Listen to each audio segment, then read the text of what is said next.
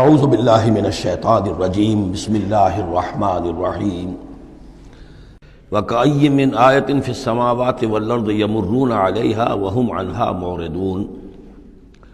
اور کتنی ہی نشانیاں ہیں آسمانوں میں اور زمین میں جن پر سے یہ گزرتے رہتے ہیں لیکن اعراض کرتے ہیں، ان کی طرف توجہ نہیں کرتے، غور نہیں کرتے، ان سے سبق حاصل نہیں کرتے۔ وَمَا يُؤْمِنُ أَكْثَرُهُمْ بِاللَّهِ إِلَّا وَهُمْ مُشْرِكُونَ، ان کی عظیم اکثریت اللہ پر ایمان نہیں رکھتی یا نہیں لاتی مگر کسی نہ کسی نوع کے شرک میں بھی ملوث رہتی ہے۔ یہ معاملہ جو مشرکین ہیں ان کے لیے تو بالکل واضح ہے، جیسا کہ میں نے بارہا بیان کیا ہے کہ ایک بڑے خدا کو تو سب مانتے تھے، ایک بڑا اللہ، اس کے ساتھ آلہہ، کیپٹل جی والا گاڈ ایک، باقی گاڈز اینڈ گاڈسز بے شمار، مہادیو ایک، باقی دیویاں دیوتا بے شمار۔ لیکن جو لوگ اپنے آپ کو موحد سمجھتے ہیں اور اپنے خیال میں وہ امکانی حد تک موحد ہوتے بھی ہیں، بسا اوقات غیر شعوری طور پر وہ بھی کسی نہ کسی نوع کے شرک میں ملوث ہو جاتے ہیں، جس کے لیے بڑی گہری بصیرت کی ضرورت ہے کہ شرک کن کن صورتوں کو اختیار کر سکتا ہے، اس کا صحیح تصور اور صحیح شعور اور ادراک انسان کو ہو جائے۔ افامنوا ان تاتیہم غاشیۃ من عذاب اللہ، کیا وہ نچنت ہیں، اس سے بے خوف ہو چکے ہیں اس سے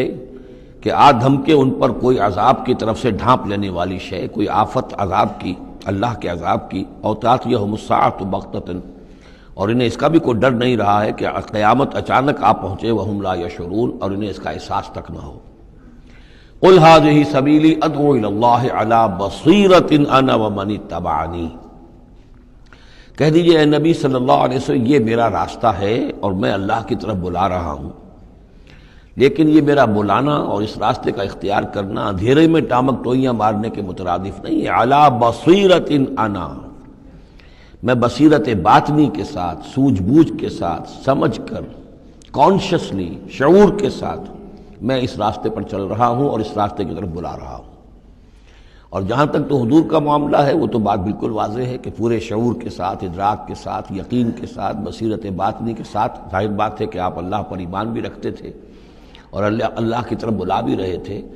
یہاں زیادہ قابل توجہ ہے وہ من اتبعنی، جو میری پیروی کر رہے ہیں، وہ بھی اندھے بہرے مقلد نہیں ہے بلکہ وہ بھی میری پیروی کر رہے ہیں، تو وہ بھی علی بصیرت، سمجھ کر، شعور کے ساتھ۔ آج کے دور میں سب سے زیادہ بڑھ کر جس ایمان کی ضرورت ہے وہ ایمان وہ ہے کہ جو شعور کے ساتھ ایمان ہو، اس لیے کہ ایک عقیدے کے درجے میں یقین، ایک جسے ہم کہہ دیں کہ بلائنڈ فیتھ، وہ بھی اپنی جگہ پر بہت قیمتی شے ہے۔ بلائنڈ فیتھ بھی اگر ہے، یقین ہے اللہ پر اور آخرت پر اور رسالت پر، تو بڑی قیمتی شے ہے۔ وہ بلائنڈ فیتھ بھی جو ہے انسان کی شخصیت کو بدل کر رکھ دے گا، اس کی زندگی کا نقشہ بدل دے گا، اس کی ویلیوز کو بدل دے گا۔ لیکن یہ کہ جس چیز کی زیادہ ضرورت ہے خصوصاً اس دور میں،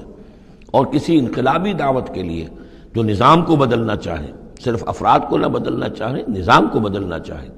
تو چونکہ نظام کے اوپر جو لوگ زیادہ باشعور ہوتے ہیں ان کا تسلط ہوتا ہے، انٹیلیجنسیا اس کے اوپر قابو یافتہ ہوتا ہے، تو جب تک ان کے اندر ایمان گھر نہیں کرے گا نظام نہیں بدلے گا۔ تو ضرورت اس ایمان کی ہے جو اعلیٰ وجہ البصیرت ہو۔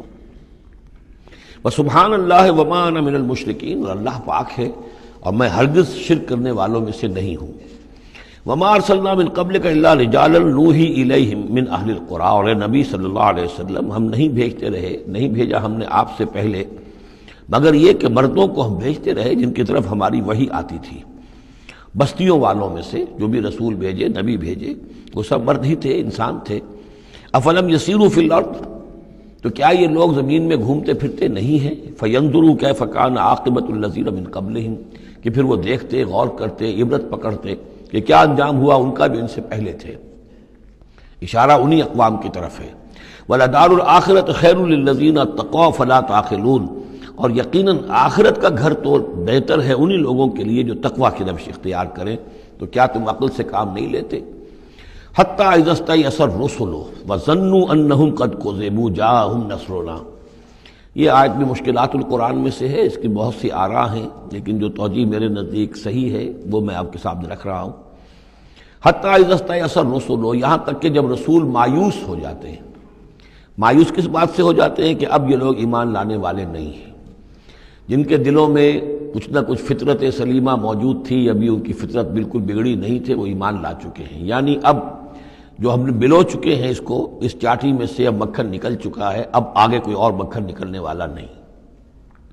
وَظَنُّوا أَنَّهُمْ قَدْ كُذِبُوا، اور لوگ یہ سمجھ بیٹھتے ہیں، انہیں یہ گمان ہوتا ہے کہ انہیں سب جھوٹے ہی وعدے کیے گئے تھے کہ عذاب آئے گا۔ وہ جو قوم ہے وہ تو بہت ہی زیادہ لاؤبالی ہو جاتی ہے کہ 12 برس ہو گئے محمد کو کہتے ہوئے عذاب عذاب عذاب عذاب، عذاب تو نہیں آیا، یہ سب دھونس تھی، صرف یہ کہ ہمیں ڈراوا دینا مقصود تھا۔ جاءہم نصرنا واستیأس الرسل، اور ظنو کا جو فاعل ہے وہ در حقیقت ان کی قوم ہے، جو مشرک قوم ہے، کہ انہوں نے یہ سمجھا کہ یہ سب ہمیں جھوٹے ہی دھونس دی گئی تھی عذاب وغیرہ کی۔ جاءہم نصرنا، تو ہمارے نبیوں اور رسولوں کے پاس پھر اللہ تعالیٰ کی نصرت آ جاتی تھی۔ فنجی من نشاء، پھر بچا دیا جاتا تھا جس کو ہم چاہتے تھے۔ ولا يرد باسنا عن القوم المجرمین، اور ہمارا وہ عذاب اور ہماری وہ سختی جو ہے نہیں لوٹائی جا سکتی تھی، نہیں پھیری جا سکتی تھی مجرموں کی قوم سے، ان پر وہ عذاب واقع ہو کر رہتا تھا۔ لقد كان في قصصهم عبرة لأولي الألباب، ان کے حالات میں، اس بیان میں یقیناً ہوش مند لوگوں کے لیے عبرت ہے، عقل کا سامان ہے، سبق کا سامان ہے۔ ما كان حدیثا یفترا، یہ قرآن ایسی شے نہیں ہے جسے گھڑ لیا جائے، کوئی شخص اپنے جی سے اس کو تصنیف و تعریف کر لے۔ ولیکن تصدیق الذی بین یدیہ، بلکہ یہ تو تصدیق کرتے ہوئے آیا ہے اس کی جو اس کے سامنے موجود ہے۔ لیکن واقعہ یہ ہے کہ تورات میں جب یہ واقعات آتے ہیں، مولانا مودودی نے بہت ہی عمدگی کے ساتھ تقابلی مطالعہ کیا ہے کہ تورات میں جب یہ قصہ بیان ہوا ہے تو اس بیان کے اندر جو حسن ہے جو قرآن بیان کر رہا ہے، اور جو اس کے اندر حکمت کے نکات قرآن مجید نے بیان کیے ہیں، معلوم ہوتا ہے کہ اس کا کوئی 100واں حصہ بھی تورات کے بیان میں نہیں ہے۔ اس کی وجہ کیا ہے کہ اصل تورات گم ہو گئی تھی، بعد میں جب وہ حافظے سے مرتب کی گئی ہے تو ظاہر بات ہے کہ اس میں وہ بات پھر پیدا نہیں ہو سکی جو اصل اللہ تعالیٰ کی طرف سے اتری ہوئی تورات میں تھی۔ ما كان حدیثا یفترا ولکن تصدیق الذی بین یدیہ وتفصیل کل شیء وہدی ورحمۃ لقوم یؤمنون، اور اس میں تفصیل ہے ہر چیز کی، یعنی جو بھی ضروری باتیں انسان کے علم میں آنی چاہیے ہدایت کے لیے، اس کی ساری تفاصیل اس میں موجود ہیں، اور یہ ہدایت ہے اور رحمت ہے ان لوگوں کے حق میں جو اس پر ایمان لائیں۔ صدق اللہ العظیم۔